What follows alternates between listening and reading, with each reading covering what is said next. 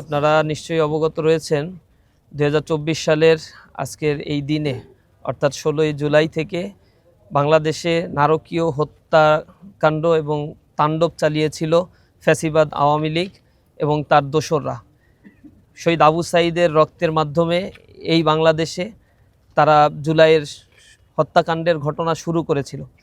আমরা ৩৬ দিন ব্যাপী জুলাইয়ের এই কর্মসূচি গ্রহণ করেছি।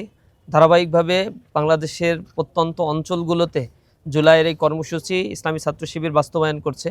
আজকে আমরা যেহেতু শাহাদাতের ঘটনা শুরু হয়েছে, এ কারণে আজকে আমরা রায়েরবাজার কবরস্থানে এখানে যে অসংখ্য লাশ, প্রায় শতাধিক লাশ গোপনে দাফন করা হয়েছিল, পরবর্তীতে ইন্টিরিমের সময় তাদের লাশ ময়নাতদন্ত করা হয়েছে। অনেকের পরিচয় শনাক্ত করা সম্ভব হয়েছে, অনেকের পরিচয় শনাক্ত করা সম্ভব হয়নি। বেওয়ারিশ এই লাশগুলো এখানে রয়েছে। এমনভাবে অসংখ্য বেওয়ারিশ লাশ রয়েছে, আপনারা জানেন প্রায় ১৪০০ শহীদের ঘটনা ঘটেছে, কিন্তু এখানে মাত্র ৮৫৬ জনের লাশ সরকারিভাবে ট্রেস আউট করা গেছে এবং প্রায় ৬০০-এর মতো অজ্ঞাতনামা শহীদ রয়েছে যাদের কোনো পরিচয় শনাক্ত করা সম্ভব হয়নি। অর্থাৎ ১৬ তারিখ থেকে যে গণহত্যা শুরু হয়েছিল, সেই গণহত্যার পর থেকে ধারাবাহিকভাবে গোপনে এবং তৎকালীন সময়ের বাহিনীগুলোকে ব্যবহার করে এই লাশ দাফন কাফন করা হয়েছিল।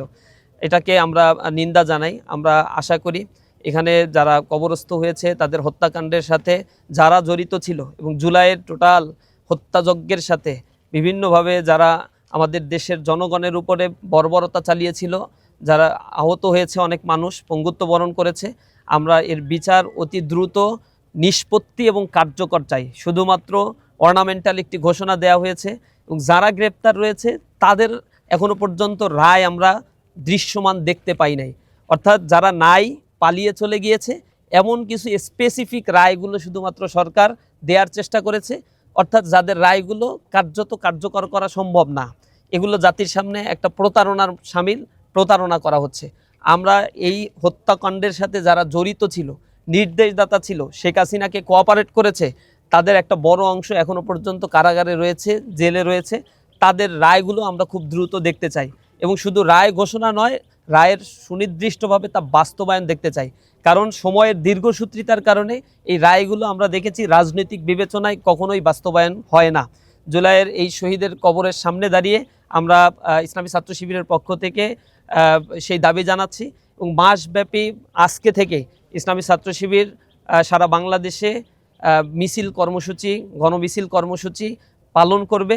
সেখানে গণহত্যার বিচারের দাবি, পাশাপাশি জুলাই সনদের পূর্ণাঙ্গ বাস্তবায়ন, গণভোটের গণরায় যেটি দেয়া হয়েছে, জনগণ দিয়েছে, তার পূর্ণাঙ্গ বাস্তবায়ন আমাদের পক্ষ থেকে দাবি থাকবে। এই দাবি দাবা নিয়ে সারা দেশব্যাপী আমরা আমাদের বিক্ষোভ মিছিল, মানববন্ধন কর্মসূচি, ক্যাম্পাসে ক্যাম্পাসে গ্রাফিতি অঙ্কন করা, ক্যাম্পাসের প্রত্যেকটি জায়গায় আমরা ছাত্রদেরকে সম্পৃক্ত করে এক্সিবিশন প্রোগ্রাম করা, বাংলাদেশের গুরুত্বপূর্ণ পয়েন্টগুলোতে জুলাই শহীদদের স্মরণে সাংস্কৃতিক অনুষ্ঠানের মধ্য দিয়ে তাদের স্মৃতিকে জাগ্রত করা, বিভিন্ন ধরনের প্রকাশনা সামগ্রী প্রকাশ এবং সেগুলো মানুষের কাছে পৌঁছানো।